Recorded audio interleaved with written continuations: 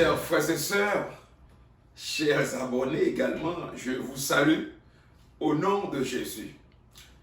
C'est avec beaucoup de plaisir d'être avec vous une fois encore aujourd'hui pour conclure ou encore pour faire la conclusion de cette présentation sur la prière. Nous avons vu beaucoup de choses déjà et nous croyons aujourd'hui nous aurons encore pas mal de choses à regarder.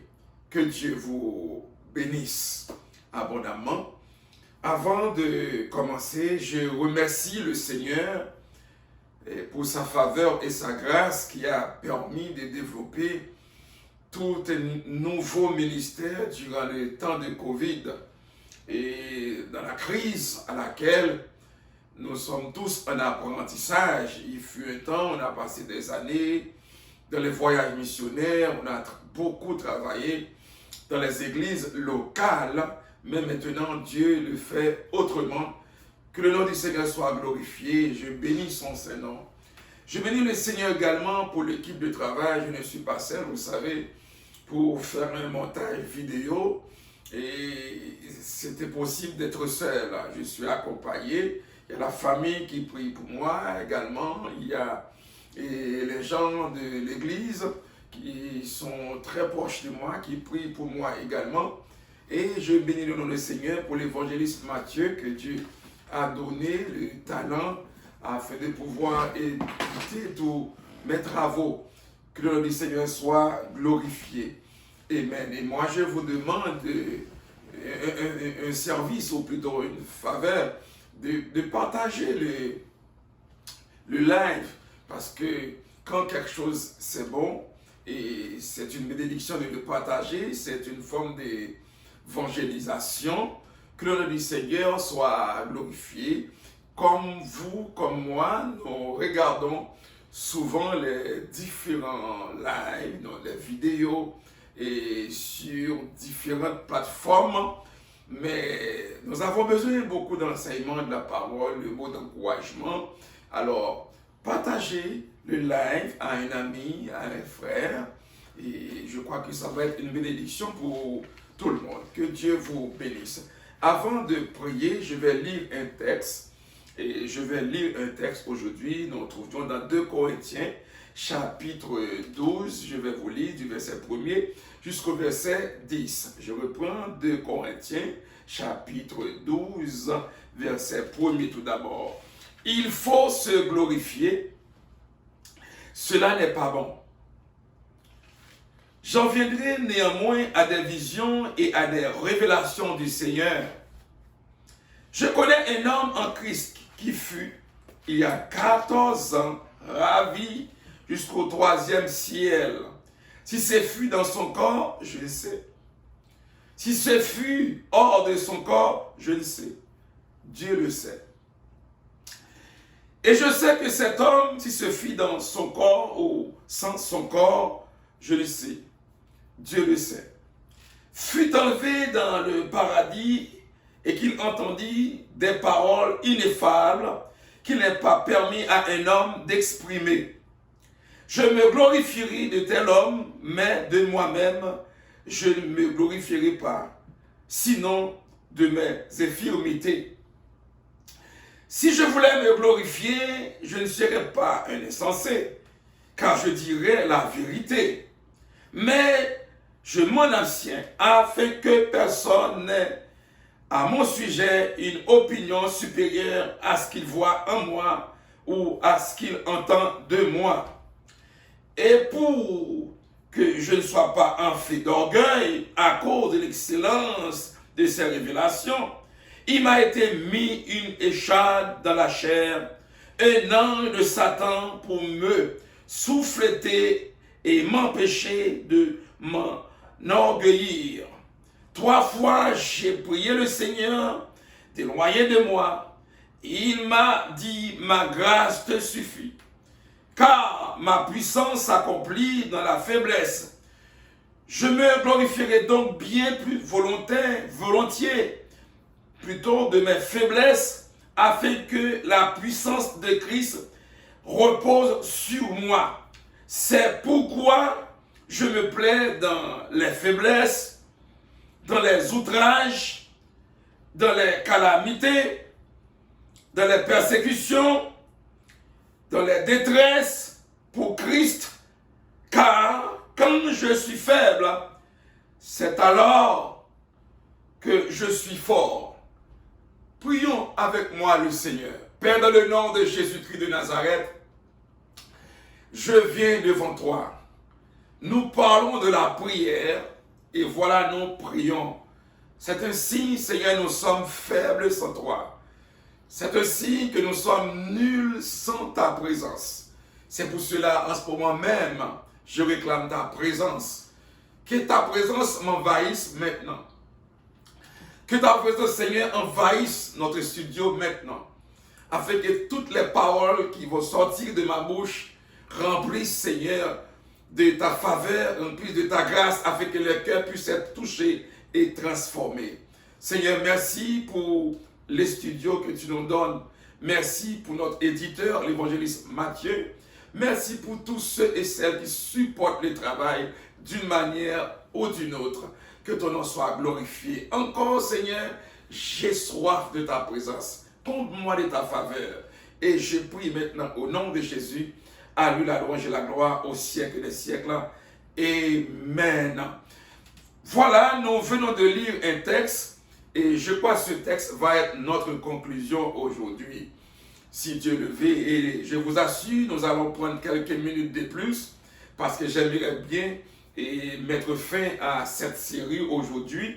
Mais pour que ça soit bien fait, il faut quand bien même, j'ajoute quelques minutes de plus, je vous assure. Voilà, nous avons parlé aujourd'hui et nous devrions parler, comme je vous ai annoncé, où prier. Nous avons essayé de voir notre Père la semaine dernière, mais maintenant je vous ai déjà annoncé où prier. Je vous dis quelque chose.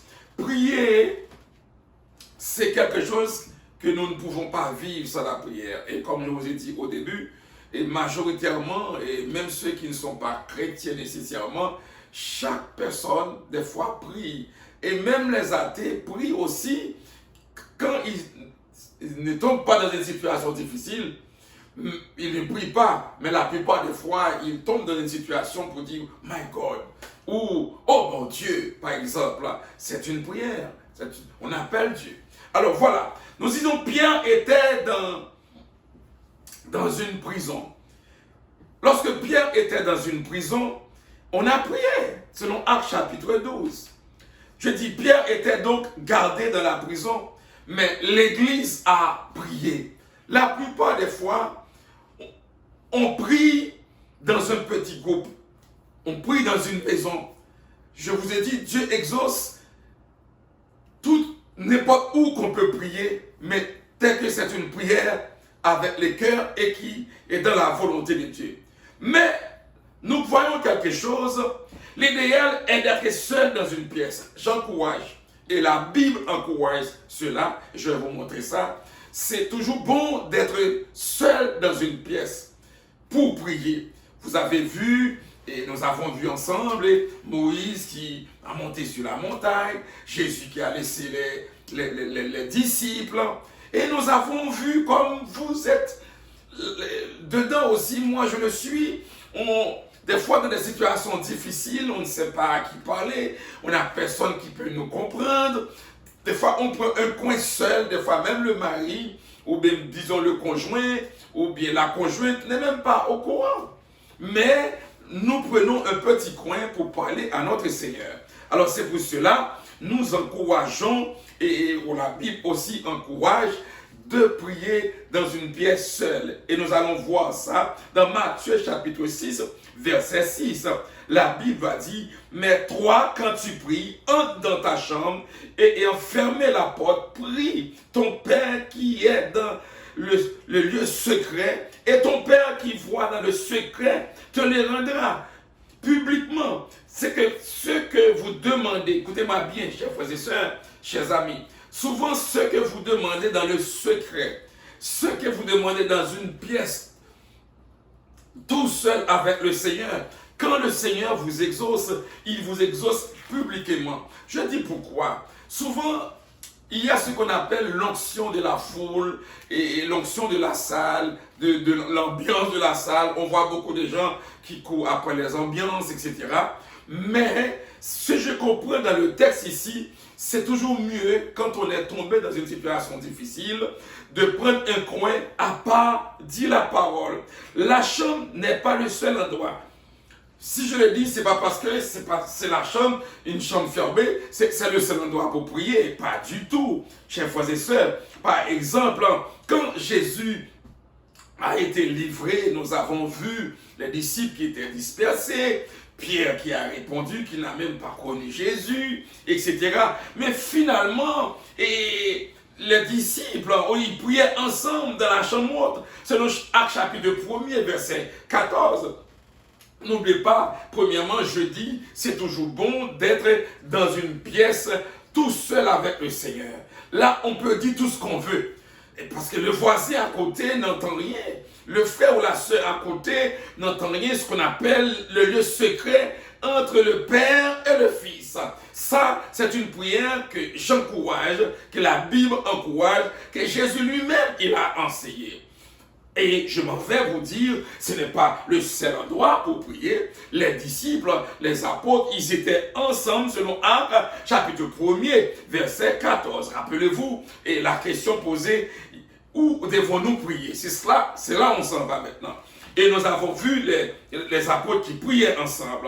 Ils persévéraient de commun accord dans la prière. Je répète, les apôtres prièrent ensemble, ils fonctionnaient ensemble dans un endroit où Jean, Pierre, Jacques étaient là, et les autres étaient là également. Que Dieu vous bénisse à comprendre cette parole. Tout d'abord, ils priaient en allant de maison en maison. Actes chapitre 2, verset 42 à 47. Il allait de maison en maison pour prier comme on a vu dans le passé. Mais étant donné aujourd'hui, chaque époque, il y a un changement dans la parole de Dieu. La parole de Dieu, bien entendu, reste des mêmes. Il y a un changement de stratégie, je dirais de préférence. Il y a un changement de stratégie. Comme longtemps, on pouvait faire des voyages, on s'en va de maison en maison. Maintenant, vous pouvez même constater, c'est pas conseillé de faire le ministère de maison en maison. Il y a des gens, pour les raisons que je ne sais pas, des fois qui peuvent aller illégalement dans une maison, mais je crois que ça ne va pas porter de fruits, ou plutôt, je dirais, tôt ou tard, si ce n'est pas cette année, si ce n'est pas l'année prochaine, mais quand on fait quelque chose qui n'est pas dans la volonté de Dieu, ça va tourner contre nous. C'est normal. Mais on avance et de maison en maison. Ils priaient dans l'église. Par exemple, pour Pierre qui était emprisonné, Actes chapitre 12, verset 5. Il priait pour Pierre. Vous connaissez l'histoire, comment Pierre a été emprisonné dans le but de décapiter par Hérode. Vous étiez au courant, tout ce qui s'était passé. Et l'église priait. L'église s'est ouverte à la maison de Marie. Les gens priaient. Et Dieu a exaucé. Ça nous montre qu'il y a différents endroits qu'on peut prier. L'espoir, on y va plus loin.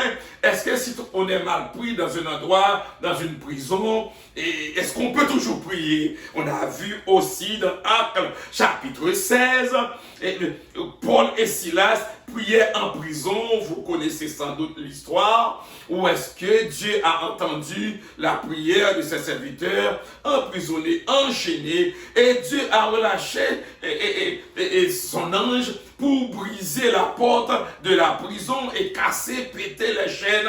Et vous avez compris maintenant qu'on peut prier même lorsqu'on est emprisonné. Peut-être aujourd'hui, vous m'écoutez, vous n'êtes pas dans une prison. Et comme Pierre, plutôt comme Paul aussi, comme Silas, vous êtes libre, mais vous êtes moralement dans une prison, socialement dans une prison, économiquement dans une prison, peut-être à la maison, dans la vie des couples avec les enfants, dans une prison, je ne sais pas quel type de prison, mais quand bien même je vous dis ce que j'ai lu aujourd'hui, qu'est-ce que nous comprenons aujourd'hui? Dieu exauce la prière adressée même dans une prison. Actes chapitre 16. Chers frères et sœurs, on peut voir encore le meilleur endroit, je dis bien, le bon moment de prier, c'est lorsqu'on est seul. il y a des moments difficiles qu'on traverse. Comment on va l'expliquer à quelqu'un? Comment il va comprendre? Comment il va comprendre? Non, il ne peut pas comprendre. Mais lorsqu'on est seul, les Seigneurs exaucent. Et on dit encore, en tout lieu et en tout moment, 1 Timothée chapitre 2 verset 8, 1 Thessaloniciens chapitre 5 verset 17, il faut prier sans cesse. Ou là où on est. Pourquoi? C'est nous prions, nous sommes la maison du Seigneur, le temple du Saint-Esprit. Peu importe nous sommes au travail, peu importe nous sommes à l'église, peu importe en prison ou bien en voyage, en avion, ou n'importe où, on peut toujours prier. Mais j'encourage la parole du Seigneur Jésus disant, lorsque nous devons prier, il faut rentrer dans une pièce et puis dans un lieu secret, et le Père Céleste qui est dans le ciel, il nous voit et puis il exauce, et les résultats de cette prière deviennent publics. Je crois que je suis un peu clair aujourd'hui. Que Dieu vous bénisse à comprendre. Mais lorsque nous prions, des fois, il y a des situations difficiles qui empêchent l'exaucement de nos prières. Et c'est ce que nous allons voir maintenant dans ces minutes. Tout d'abord, vous pouvez constater dans 1 Pierre chapitre 3 verset 7, de même consultez-vous, on parle des maris, avec sagesse envers vos femmes, comme envers un être plus faible. La Bible montre que la femme aujourd'hui, c'est un être plus faible que l'homme, c'est ce qu'elle dit maintenant. Mais vous savez pourquoi je le dis, pourquoi la Bible le dit aussi, vous avez compris. Et souvent la défaite de l'homme, et dans certaines situations, et passe par la femme. Depuis dans le jardin d'Éden, vous avez constaté qu'est-ce qui est arrivé entre le serpent et Ève. Alors c'est pour cela, lorsque vous priez, il faut toujours prier avec la femme, et il faut prier pour votre famille, il faut prier pour que Dieu fortifie, et nous pouvons juste ajouter, c'est toujours bon que l'homme a un mot dans la maison, a un mot dans le ministère. C'est dangereux lorsque l'homme ne parle pas. Que Dieu vous bénisse. Nous dit, quand il n'y a pas de réponse à nos prières, on parle d'obstacles dans la maison, obstacles dans nos prières, obstacles à l'église, obstacles, etc. Quand il n'y a pas de réponse à nos prières, nous devons nous examiner à la lumière de la parole de Dieu. Souvent, il y a des difficultés. Nous prions, Dieu n'exauce pas. On dirait, je dis bien, on dirait que Dieu n'exauce pas. Parce que ce que nous attendons n'arrive pas des années, soit pour quelque chose, pour acheter une maison, pour un voyage, pour un mariage, je ne sais pas, pour un enfant. On dirait que Dieu nous abandonne, il ne parle pas, on ne comprend pas où on est et on prie. Mais lorsqu'on est dans une situation comme telle, qu'est-ce qu'on doit faire maintenant? On doit essayer de rentrer dans la parole de Dieu pour voir c'est quoi l'obstacle. Dieu parle, frères et sœurs. C'est quoi l'obstacle? Pourquoi Dieu ne répond pas quand je prie? Pourquoi mes prières ne sont pas exaucées? Nous allons continuer pour dire, premièrement, c'est une relation manquante d'harmonie entre mari et femme. Des fois, le couple ne s'entend pas. On prie, c'est vrai, mais on est éloignés l'un de l'autre. Pourtant, on fait tout ce qu'on doit faire en tant que mari et femme, mais dans les projets, là où l'homme doit parler, il ne parle pas. Là où il doit faire silence, c'est à ce moment il parle. Là où la femme doit parler, elle ne parle pas. Là où elle doit faire silence, c'est à ce moment-là la femme commence à parler. Comprenez qu'est-ce que je dis là maintenant? Quand il y a un désaccord, ça c'est un désastre pour la famille. Même si on prie, on peut passer des jours de jeûne, on peut passer des ci, des ça, mais on n'est pas mieux présenté devant Dieu. Alors tout d'abord, il faut faire une prière dans l'harmonie.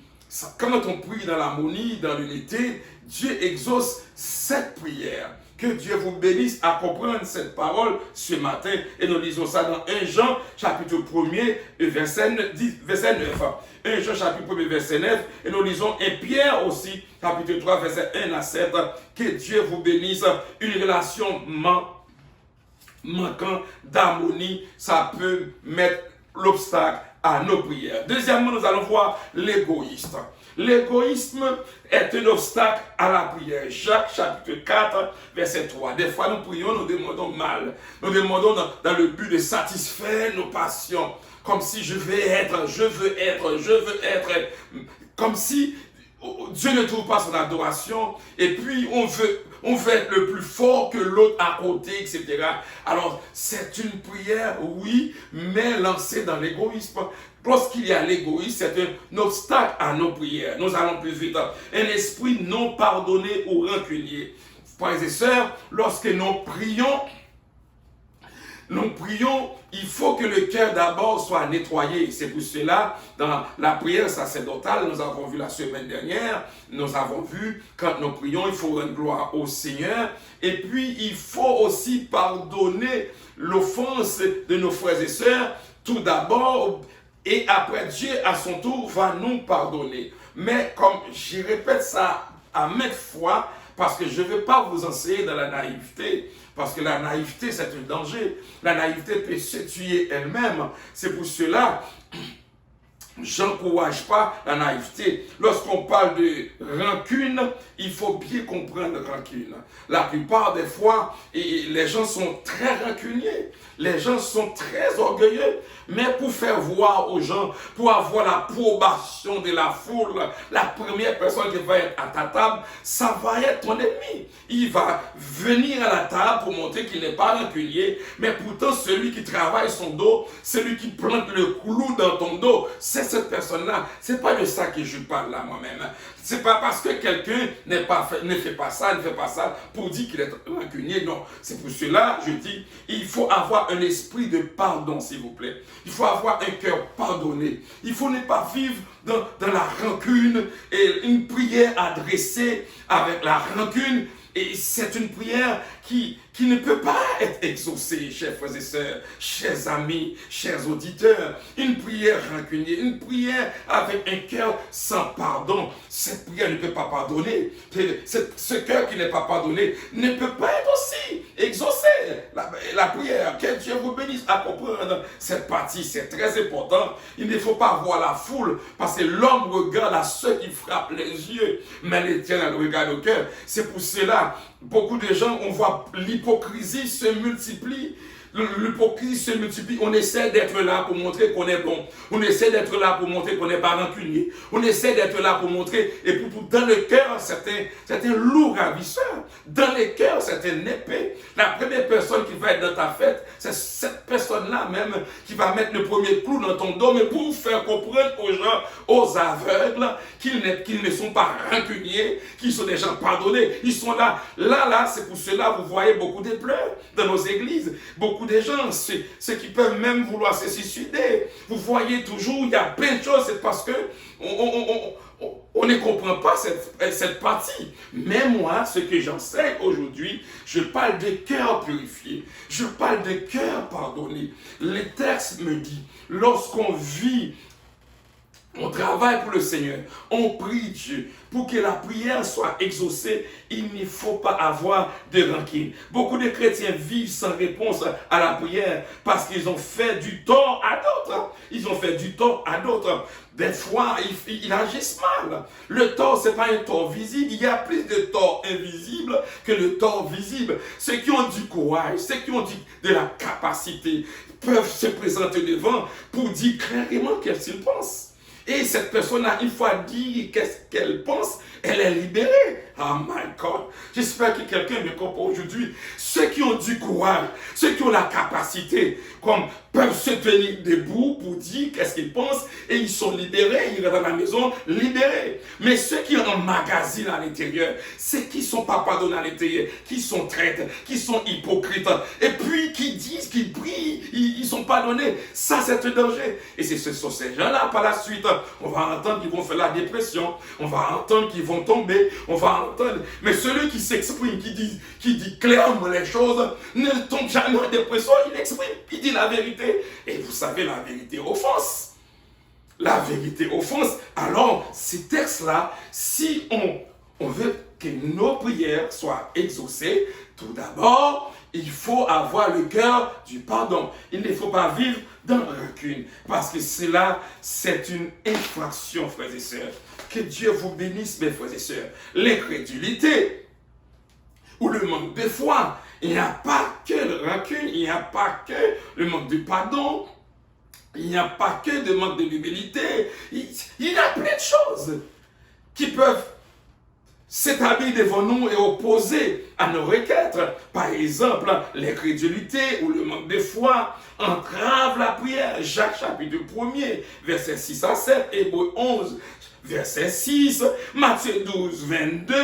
Et ce sont des textes que la Bible nous montre, des prières, et si on l'adresse comme ça, sans tenir compte les obstacles, ces prières n'auront pas l'effet. Que Dieu vous bénisse à comprendre. Le péché dans le cœur entrave la prière. Ésaïe 59, verset 2. Chers frères et sœurs, souvent on vit dans le péché, mais on pense que Dieu ne voit pas. Je ne vais pas citer trop de noms de péchés, par exemple, quelqu'un qui est rancunier, quelqu'un qui est adultère, quelqu'un qui est, etc. Et je donne un exemple de deux, j'arrête là. Par exemple, mais on continue à prier. On prie avec la cravate, on prie avec le voile, on prie. C'est comme si Dieu lui-même, il ne voit pas. Non. Alors c'est pour cela, on a enseigné. Quand on prie, il faut d'abord confesser nos péchés de tout cœur. Pas des péchés comme si on essaie de camoufler Dieu. C'est comme si on essaie de faire comme si Dieu ne voit rien. Non, c'est pas cela qu'on enseigne aujourd'hui. Alors que Dieu vous bénisse à comprendre cette partie, c'est très important. Obstacle à nos prières. Alors, il faut tout d'abord qu'on sache très bien, et quand on prie, il faut rendre gloire au Seigneur, il faut savoir le cœur, et comment nettoyer le cœur, avoir un cœur purifié. Et lorsque le cœur est purifié, toi, mon frère, ma soeur, tu ne peux pas purifier ton cœur. Il faut tout simplement présenter devant Dieu et puis de lui demander sa faveur, de lui demander sa grâce.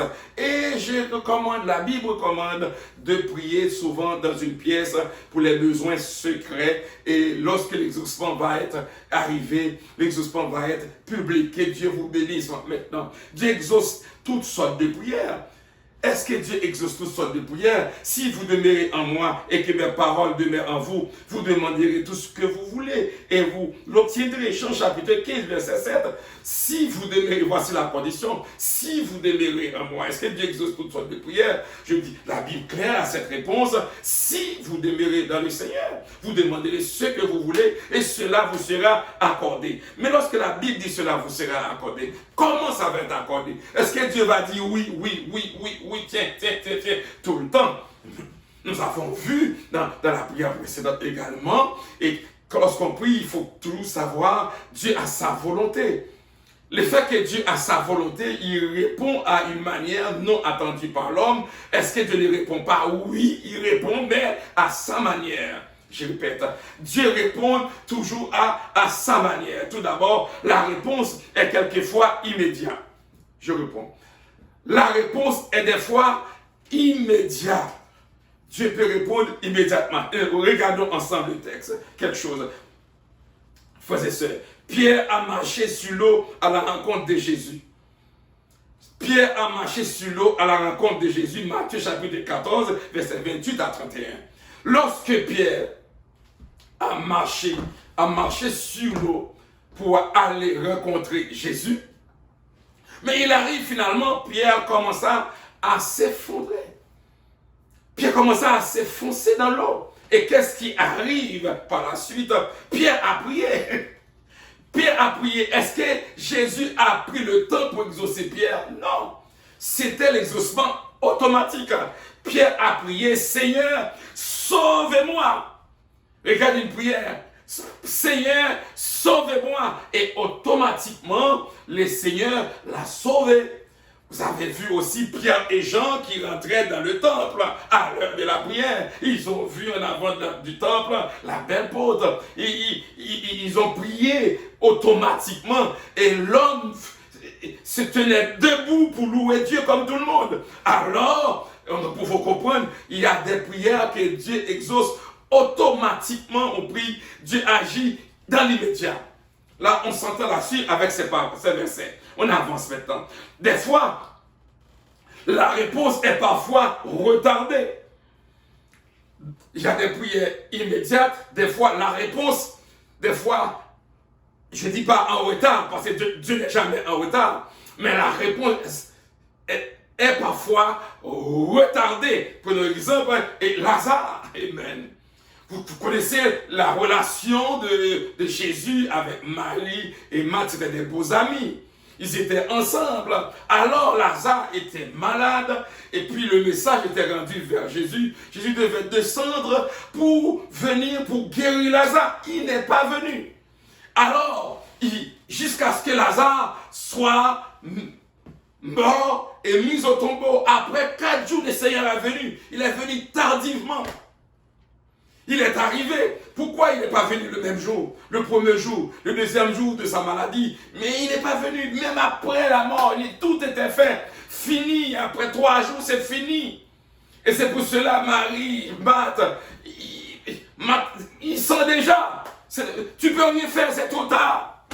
Mais je dis, plus que la prière prend du temps pour l'exaucement, c'est plus que la gloire de Dieu va être encore élargie plus loin. Alors, je dis, il y a des prières, c'est dans les médias, il y a d'autres prières, ça prend du temps, mais tout c'est fait pour la gloire de Dieu. Que Dieu vous bénisse. Des fois, la réponse est quelquefois non. Quand Dieu répond non, écoute-moi bien, des fois Dieu répond dans les médias, des fois la réponse est positive, mais retardée, mais des fois Dieu dit non. Quand Dieu dit non, pourquoi il dit non? C'est parce que quand Dieu dit non, chers frères et sœurs, chers amis, auditeurs, auditrices, quand Dieu dit non, Dieu ne dit pas seulement non et puis il te laisse. Prends le sens pour bien comprendre. Quand Dieu te dit non, mais il met aussi la paix dans ton cœur. Ah, ça peut-être vous n'attendiez pas cela. Quand Dieu dit non, il dit non, mais il met aussi la paix dans ton cœur. La paix qui surpasse toute intelligence de l'homme. Des fois, vous voulez quelque chose. Quelqu'un attend de vous quelque chose. Soit pour un mariage, ou pour des enfants, ou bien quoi. Des situations vous traversez. Mais on dirait que Dieu n'exauce pas. Dieu exauce. Mais je vais vous dire le problème que vous avez. Le problème que vous avez, ce n'est pas Dieu qui ne vous donne pas la paix, mais c'est parce que vous voulez plaire à la foule. C'est comme quoi je ne suis pas encore marié, ça fait longtemps. Vous pouvez faire n'importe quel mariage qui va gâcher votre vie pour faire plaisir, pour montrer aux gens, moi je suis capable de me marier aussi. Des fois, vous pouvez, vous n'avez pas d'enfants. Dieu ne veut pas vous ayez des enfants. Ce n'est pas une malédiction, ce n'est pas parce que vous êtes un pécheur, vous êtes un criminel, non, vous êtes maudit, non! Enlevez ça, s'il vous plaît, c'est pas vrai. Dieu a aussi sa volonté. Mais pourquoi vous vous battez? Pourquoi vous vous sentez fini? C'est parce que vous avez tellement de gens à côté de vous, vous voulez plaire aux gens. C'était comme Anne qui pleurait. Elle n'avait pas autant de problèmes, le fait qu'elle n'avait pas des enfants. Elle n'avait pas de problème, le fait qu'elle n'avait pas encore Samuel. Non, du tout. Mais le problème de Anne, c'est parce que Pénina la mortifiait. C'était ça le problème. Si Anne n'avait pas sa concubine Pénina qui la mortifiait, Anne serait heureuse. Mais avec une autre femme là qui commence à dire tu n'as pas d'enfants, moi j'ai beaucoup d'enfants. C'est là le problème commence. C'est comme pour vous, quand quelqu'un vous dit vous n'avez pas d'enfants, là vous passez une mauvaise nuit. Quand quelqu'un vous dit vous n'êtes pas encore marié, vous passez une mauvaise nuit. Vous n'avez pas encore trouvé le boulot, vous n'avez pas. Tes parents ne sont pas encore arrivés au Canada. Tes enfants ne sont. Là vous passez une mauvaise nuit. Pourtant, Dieu vous donne la paix. Parce que quand Dieu dit non, il dit non en vous donnant la paix dans le cœur. Que Dieu vous bénisse à repasser dans vos agendas. Que Dieu vous bénisse à repasser votre vie en arrière comme Jérémie a fait, qu'il a repassé les bienfaits de Dieu. Jérémie a repassé la grâce de Dieu. Jérémie a repassé tout ce que Dieu a fait dans sa vie. Et Jérémie a compris une chose importante aujourd'hui, c'est que les bontés de l'Éternel ne sont pas épuisées, ni la compassion de Dieu n'arrive pas à sa fin.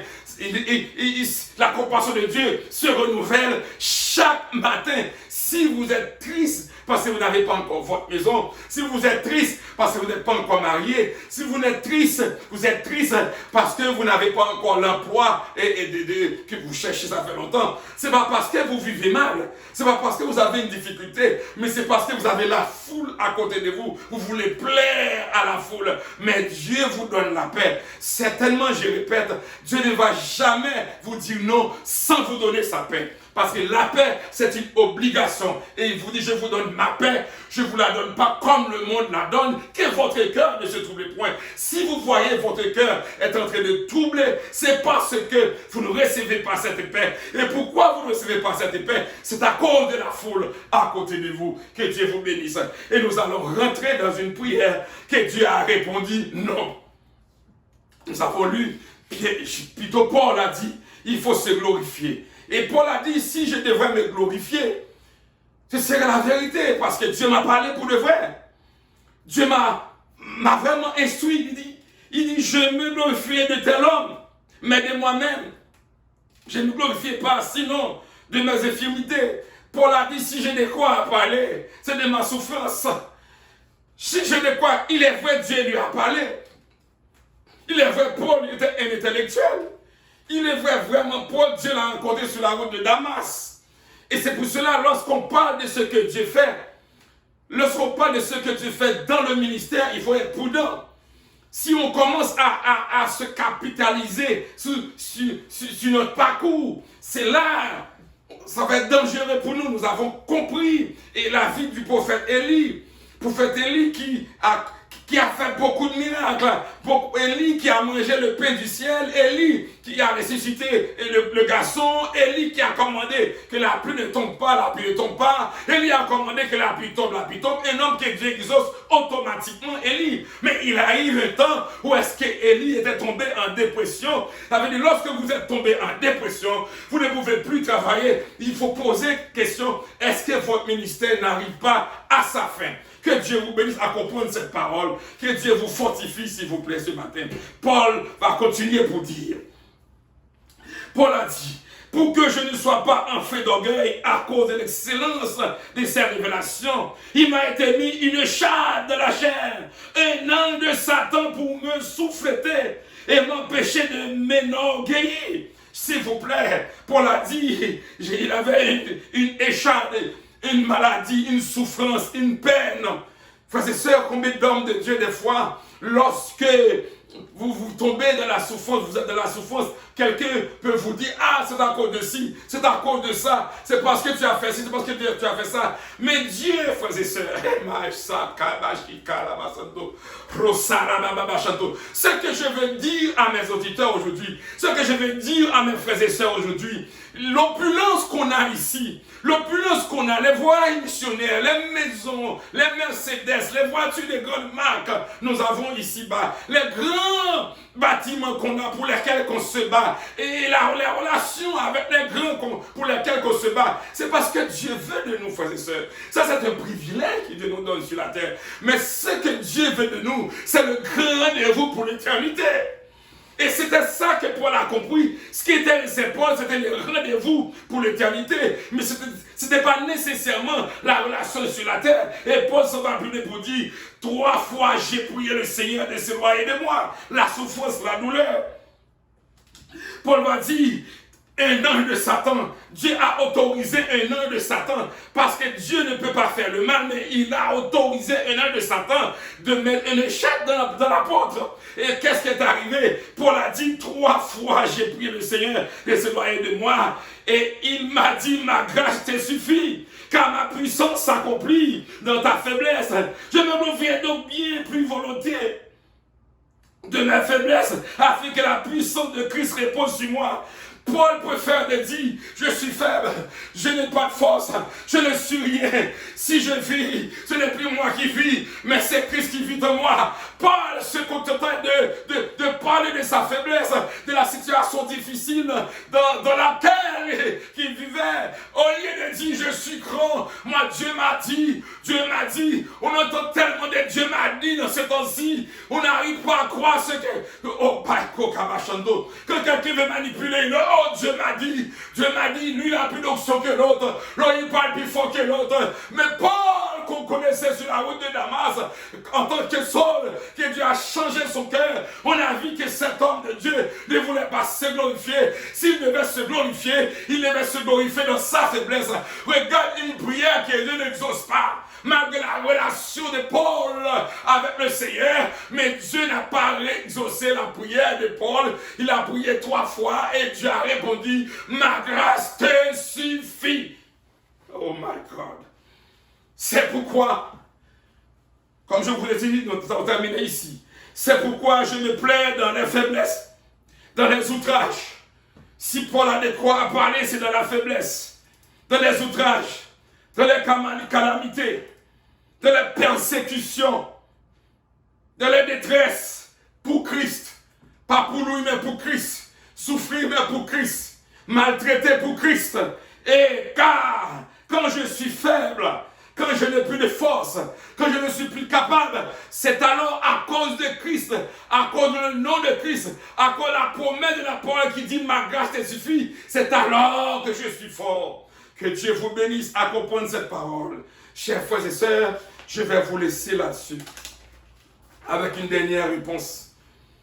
Une réponse, nous avons vu oui, non, retardé, immédiat. Nous avons vu toutes ces réponses. On doit prier, mais je vais terminer. Des fois, la réponse est parfois différente de ce que nous demandons. Dieu répond. Il nous donne ce que nous avons besoin, mais d'une manière différente. Des fois, on peut demander, Seigneur, une petite voiture. Dans sa volonté, il nous donne une Mercedes. Des fois, on peut demander une Mercedes, mais il nous donne une petite Toyota Tercel. Je ne sais pas si l'église encore des Toyota Tercel, mais je parle peut-être la voiture et la classe plus basse. Mais des fois, vous pouvez demander au Seigneur une petite maison pour habiter avec ta petite famille, mais le Seigneur vous donne un château.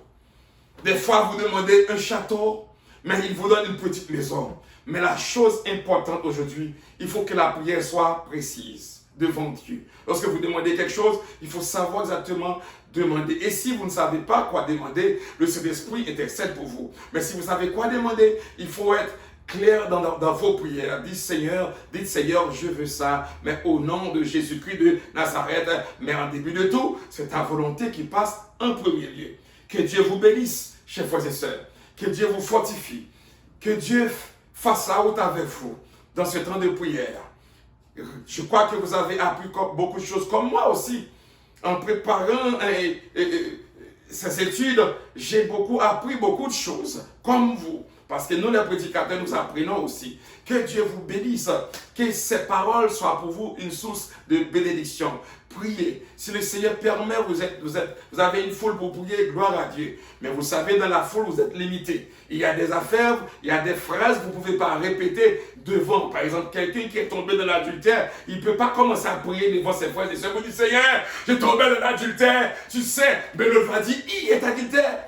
Oh, elle est adultère. Non, vous ne pouvez pas faire cette prière en public alors. Comment on fait cette prière? Il faut rentrer dans un lieu secret. Vous parlez avec Dieu et vous dites, Seigneur, comme la femme, je ne reviens plus dans l'adultère, mais pardonne-moi. Quelqu'un qui a volé ne peut pas commencer à confesser devant tout le monde. Frères et sœurs, quelqu'un qui a fait ci, qui a fait ça, qui a fait ça, etc. Parce que sinon, on va vous mettre dehors là. Que Dieu vous bénisse à comprendre cette parole. Que Dieu vous fortifie. Si vous êtes bénis en écoutant ces paroles, je vous demande de partager ces études. Pour moi, c'est une grande bénédiction si vous le faites. Que Dieu vous bénisse. Je ne peux pas vous retenir trop. Nous allons tout simplement prier le Seigneur avant de vous laisser. Père, dans le nom de Jésus de Nazareth, merci pour ta présence. Merci pour ta faveur, pour ta grâce, pour ta miséricorde. Nous avons travaillé une série sur la prière.